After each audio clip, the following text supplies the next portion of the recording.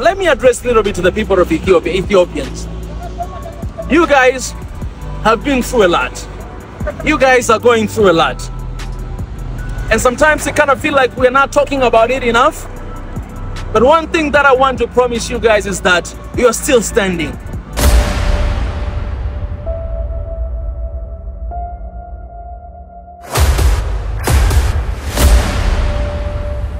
This is the journey to one Africa. Ladies and gentlemen, I am right here at the middle of Addis Ababa. As you can see, when you look back right there, that is African Union right there. All right, which is basically some other people they call China Union, but I don't know. I'm right here in Addis Ababa, Ethiopia. Man, I came here last year in September, and to be honest, I'm really very fascinated by what is going on here in the city of Addis Ababa.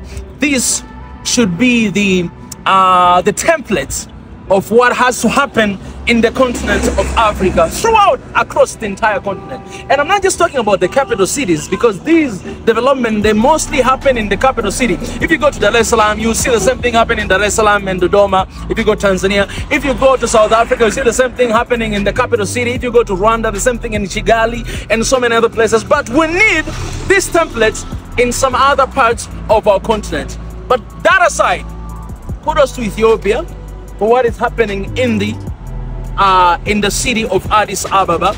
Kudos to the people of Ethiopia. Let me address a little bit to the people of Ethiopia, Ethiopians. You guys have been through a lot. You guys are going through a lot. And sometimes it kind of feel like we're not talking about it enough. But one thing that I want to promise you guys is that you're still standing. So the troubles, the problems, the issues that are happening in the country or in the continent, we should always take them as an opportunity for us to bring about change in our community.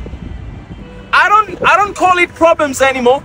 I don't call it troubles anymore, but I call it opportunity. Why? Because it is an opportunity for me as an African, for me as an Ethiopian, for me as a Tanzanian to actually bring about change to those issues that we're going through.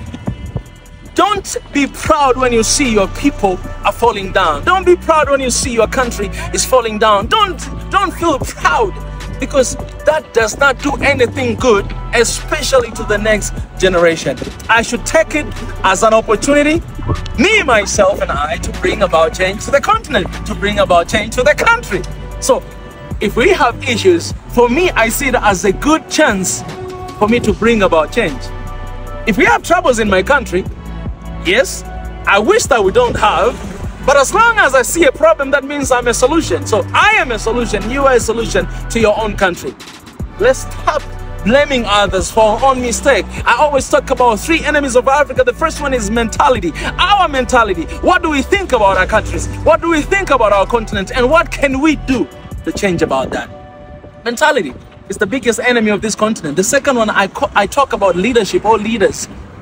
And I'm standing here right next to African Union, where the decisions of uniting this continent are being made. But you know what? We don't see that until today. Why? Because nothing has been done.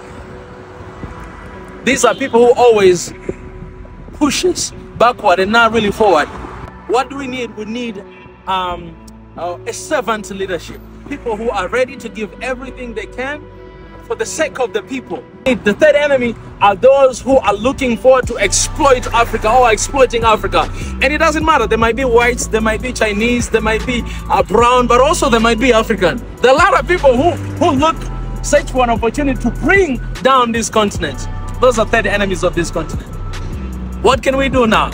We need to stand together. I'm calling upon one Africa as soon as possible. I'm here in the land of Ethiopia, the land of origin. I just traced back my roots. I'm from here, Ethiopia, guys. I'm actually Ethiopian. So I'm talking to my people, Ethiopians, that we need one Ethiopia as soon as possible, because that is what will bring change to this continent. One Ethiopia, one Africa, one people. That's what will bring about change to this continent. If you're not one, we'll never see the change. So this is urgent call, guys. This is urgent call. We need one Ethiopia right now. We need one Africa right now. That will change this continent.